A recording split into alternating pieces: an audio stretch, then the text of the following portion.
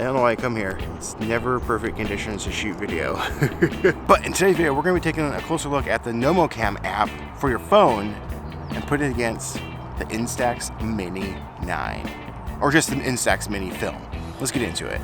You know the type of guy that was a jock in high school but ended up becoming a huge nerd? You know, someone that's not afraid to make a fool of themselves on the internet. And someone that likes to shoot Polaroid a little too much. Did I say huge nerd? You know, just an ordinary, everyday guy. Well, that's me. I'm just another Chris.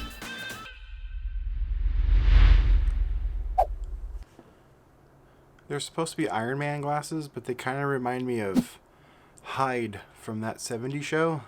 You know? They kind of look like them. But anyway, so I wanted to put the nomocam app versus the Instax Mini 9. Now, before we dive into that, I wanted to give a recap of what that even is. You may not even know. Not too long ago, I did a brief overview of nomocam app for your phone.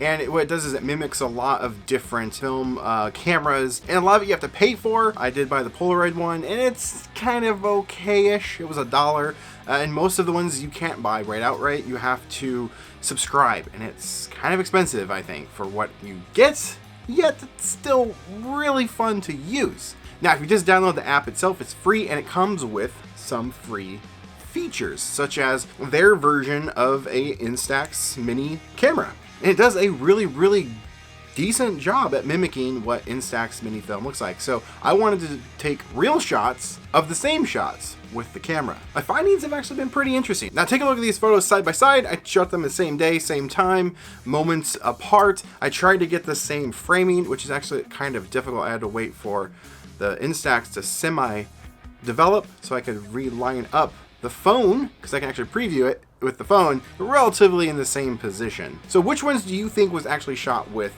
the phone?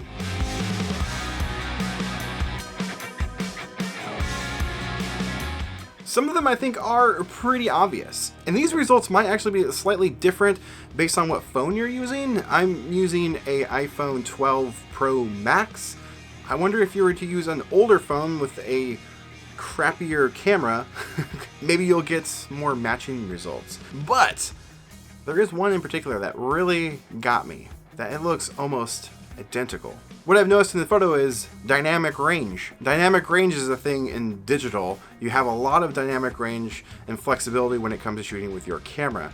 The app just throws kind of a filter over it, but they're still maximizing the capability of a digital sensor. Film is not that way. You kind of have to choose which you want to expose for, the shadows or the highlights. Two photos right here, they look almost identical. The framing is slightly off. Like I said, I did my best to try to realign up the same shots. They use a different focal length. You get the same overall tones, the same overall color of the image. One is slightly more overexposed in the highlights, and that is the actual Instax Mini camera.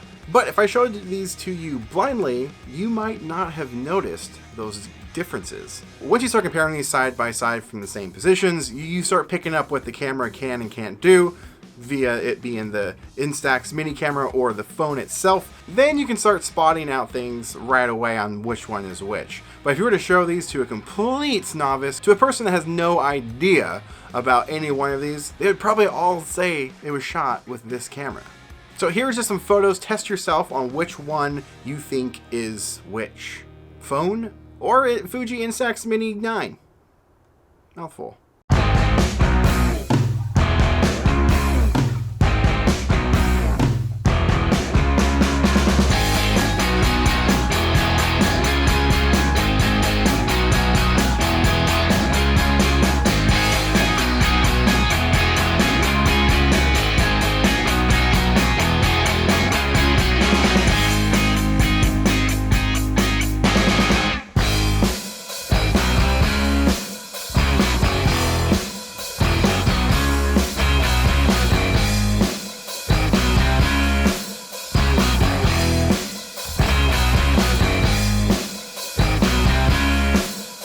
Now, is the app going to replace the camera? No, not at all. However, I've been using it a lot more than I thought I would. I use it quite a bit during some events that I've done. It's really cool to snap those photos and share them on social, and in that same sort of feel. I don't know. I think it's really, really cool. I think nomocam, the developers, did a great job at mimicking Instax mini film. Like, some of those photos are kind of indistinguishable. Again, once you shoot with it, you'll start noticing the differences right away. And if you are an experienced Instax shooter, you know what to look for and you can spot which one's which. But the average person, they're not gonna know a difference. And I have another interesting, fun experiment that I want to do with this app. I want to take photos with the Instax Mini filter camera, whatever you want to call it, on the app, and print those out with the Instax Mini printer. Can't remember what that thing's called. The fake film filter, put it on an actual Instax Mini photo and see if I can trick some people into thinking that it was real. I don't think you'd be able to tell the difference, because at that point it would be on real film, right? Let me know your thoughts in the comments below. And if you've used this app, let me know as well your other thoughts on the other camera apps that they offer. I have yet to break down to spend that $25 just to get those other ones. But the SX70 and the Game Boy camera on there is very enticing. Let me know if you guys want to see that in the future. Maybe I'll break down and do it. The app itself is super fun to mess around with. I really enjoy it. And there's still a lot of free stuff on the free version that you can mess around with. They have some 35mm film cameras and some other things.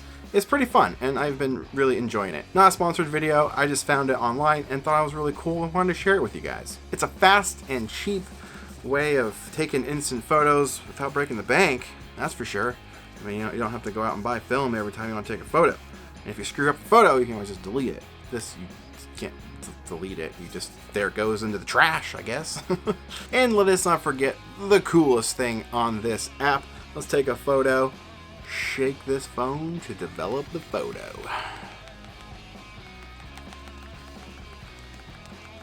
Takes a minute. Come on now. Come on now. Pretty fun. Pretty cool. And if you want to dive even deeper into this world and get something shipped to your door every single month, consider joining the monthly print club. Link is in the description. It's pretty fun and it helps support the channel. And there's some other helpful links in the description below. Consider checking them out. Thank you guys so much for watching this little fun, quick video experiment. If you want to see more videos like this, consider subscribing. I got some more stuff on the way, so can't wait to share it with you. That's all I got for today. I'll see you in the next video. Now, get out there. Make some art. Oh, but before you go out there, it's kind of chilly. Grab yourself a Make Some Art sweatshirt. Link in the description.